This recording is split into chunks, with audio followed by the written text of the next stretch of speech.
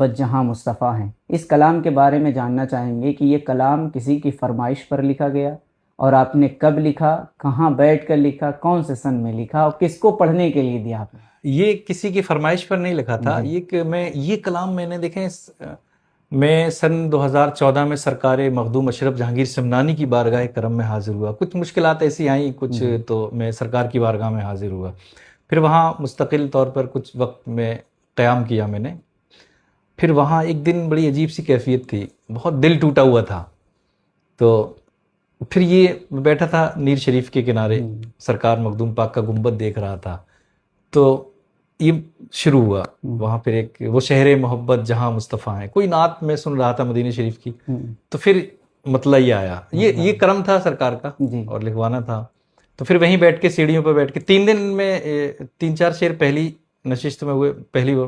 پھر اس کے بعد میں دوسرے دن پھر بیٹھا میں، تو پھر وہ جو رہ گئے تھے نا، جو 3 شعر تو ایک مطلع 2 شعر ہو گئے تھے، اس کے بعد پھر 17-18 شعر ہوئے اس میں. یہ کلام سب سے پہلے تو ایک میرے بڑے اچھے عزیز دوست ہیں حضرت شاعر اسلام نعیم اختر صاحب، انہوں نے پڑھا تھا پہلی مرتبہ ان کو دیا تھا میں نے، انہوں نے پڑھا. پھر طاہر رضا رامپوری صاحب نے اس کو پڑھا ماشاءاللہ.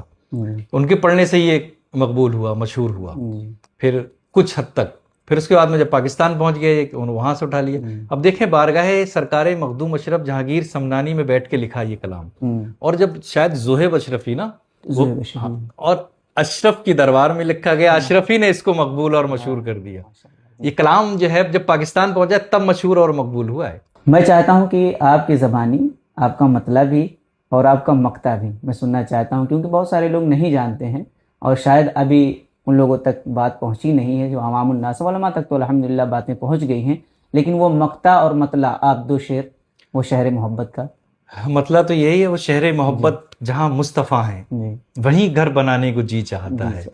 وہ سونے سے کنکر، وہ چاندی سی مٹی نظر میں بسانے کو جی چاہتا ہے.